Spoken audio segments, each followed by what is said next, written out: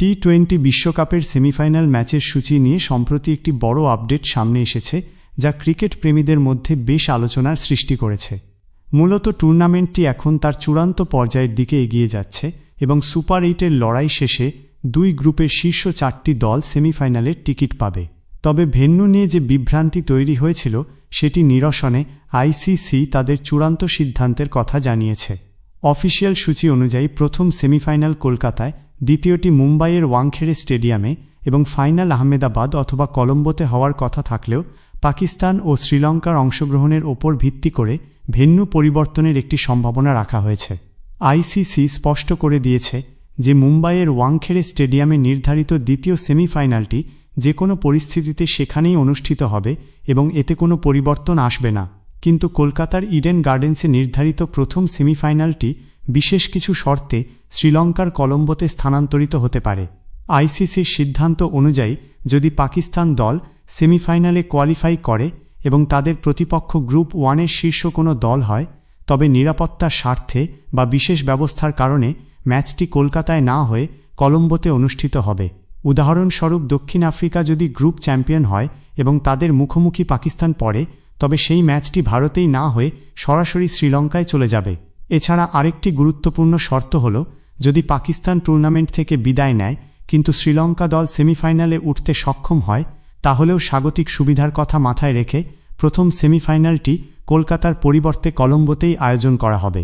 অর্থাৎ প্রথম সেমিফাইনালের ভাগ্য এখন পুরোপুরি নির্ভর করছে পাকিস্তান এবং শ্রীলঙ্কার সেমিফাইনালে ওঠার সমীকরণের ওপর। এভাবেই প্রথম সেমিফাইনাল ম্যাচের চিত্র স্পষ্ট হয়।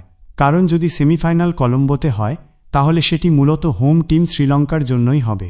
তবে শর্ত আছে, যদি শ্রীলঙ্কা নিজেদের গ্রুপে শীর্ষে থাকে এবং 1 নম্বরে উঠে আসে আর অন্যদিকে ভারত সেমিফাইনালে পৌঁছে যায়, তাহলে ভারত বনাম শ্রীলঙ্কা সেমিফাইনাল কলম্বোতে হবে না। সেই ম্যাচ অনুষ্ঠিত হবে মুম্বাইয়ের ওয়াংখেড়ে স্টেডিয়ামে। কিন্তু যদি প্রথম সেমিফাইনালে দক্ষিণ আফ্রিকার মুখোমুখি হয় ইংল্যান্ড বা নিউজিল্যান্ড, তাহলে সেই ম্যাচ হবে কলকাতার ইডেন গার্ডেন্সে।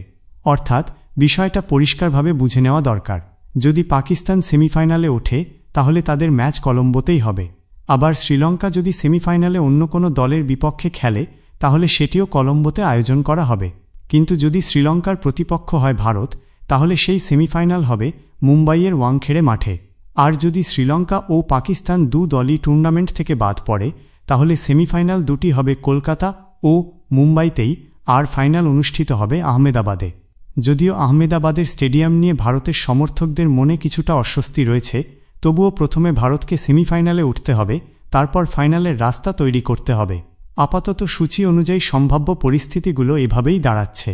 এখন প্রশ্ন হল, আপনাদের মতে দুই গ্রুপ থেকে কোন দুটি দল সেমিফাইনালে উঠতে পারে? আপনারা কি মনে করেন ইংল্যান্ড পাকিস্তানকে হারিয়ে টুর্নামেন্ট থেকে ছিটকে দিতে পারে? কারণ যদি ইংল্যান্ড পাকিস্তানকে হারায়, তাহলে তারা 4 পয়েন্ট নিয়ে সরাসরি সেমিফাইনালে কোয়ালিফাই করবে এবং প্রথম দল হিসেবে শেষ 4 জায়গা নিশ্চিত করবে। অন্যদিকে সেই পরিস্থিতিতে পাকিস্তানের বিদায় প্রায় নিশ্চিত হয়ে যাবে।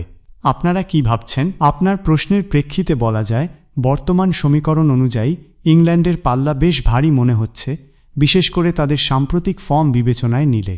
তবে ক্রিকেটে শেষ বল পর্যন্ত কোনো কিছুই নিশ্চিত নয়। আপনি কি চান আমি ইংল্যান্ড ও পাকিস্তানের মধ্যকার হেড টু হেড পরিসংখ্যান বিশ্লেষণ করে দেখাই?